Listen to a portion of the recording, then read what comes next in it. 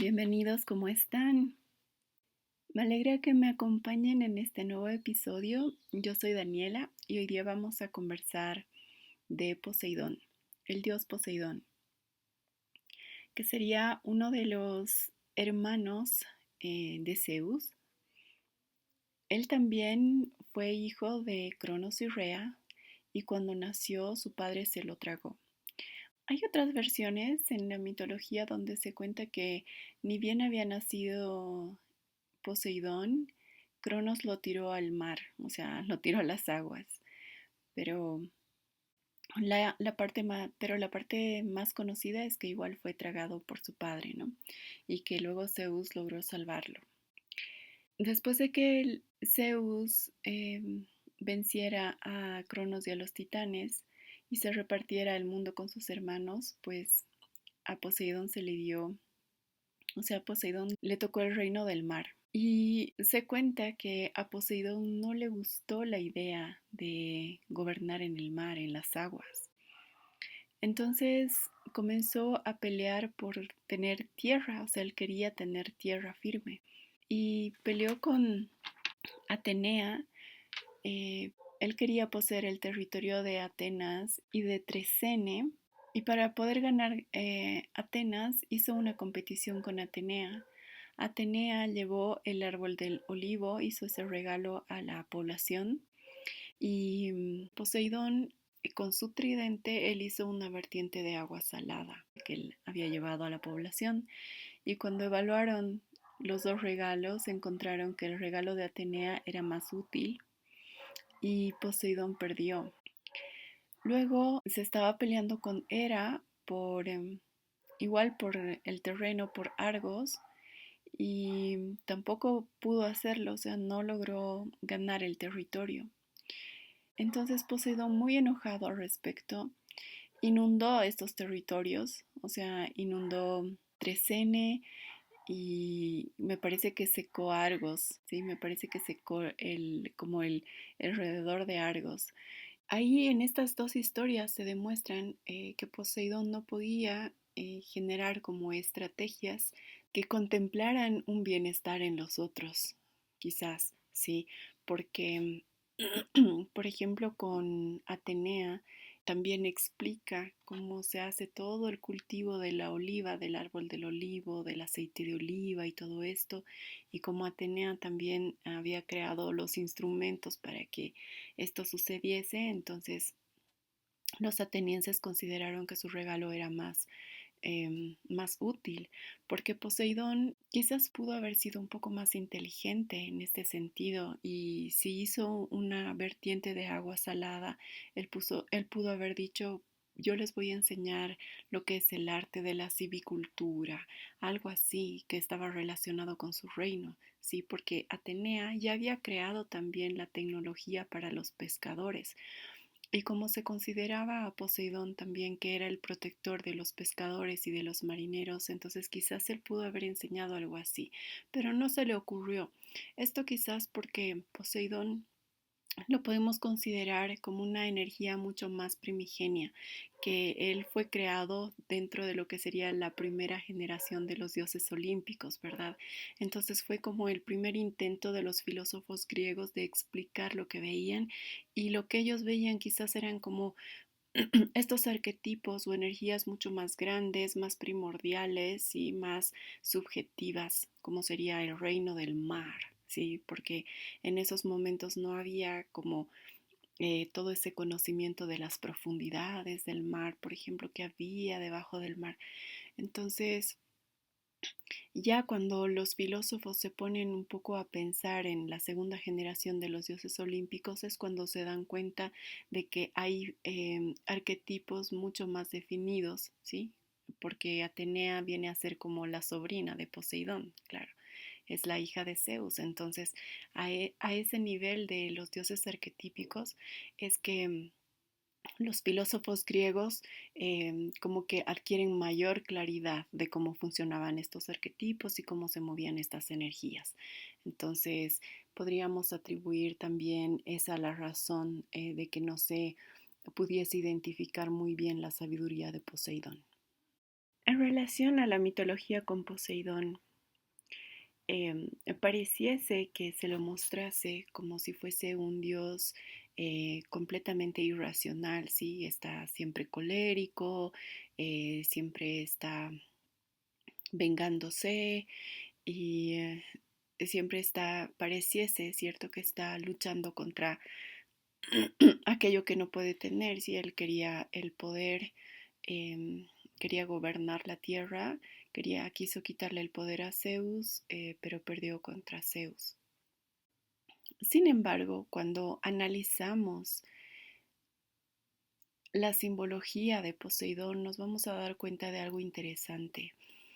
Uno de sus símbolos es el tridente, con el que él solía pues manejar las aguas. Y otro de sus símbolos es el caballo y el toro. Em, Se dice que Poseidón fue el que creó los caballos. Entonces uno se hace la pregunta, pero si Poseidón es el dios del reino del mar, ¿por qué no adoptó un animal del mar, ¿cierto? Como, como un símbolo, y adoptó más bien animales que simbolizaban tierra firme, porque ambos animales viven en tierra firme, ¿sí? Caminan en cuatro patas. El caballo simboliza como la parte más inteligente de este arquetipo, ¿cierto? Porque el caballo, si bien hay que domarlo a un inicio, después es un animal muy inteligente y además es muy veloz, es muy rápido. Mientras que el toro estaría simbolizando esa parte más animalesca de este arquetipo. Hay varias historias en donde se explica así las venganzas de Poseidón, que son pues como que muy bajas en conciencia. Entonces nosotros no hemos de desarrollar este arquetipo que representa como la conciencia más baja, porque estamos construyendo un camino de más bien buscar las virtudes, de desarrollarnos en la virtud. Sin embargo, podemos un poco profundizar en lo que es el caballo. Cuando nace Atenea, sí, Atenea después se da cuenta de que los caballos sí necesitaban este proceso de quizás de domarlos, de domesticarlos, y ella crea las bridas de los caballos, que es una herramienta bastante útil, que simbolizaba también una de las virtudes de esta diosa, que era el domesticar o dominar todas esos defectos o adicciones o todo lo que podríamos llamar animalesco, digamos, en el ser humano.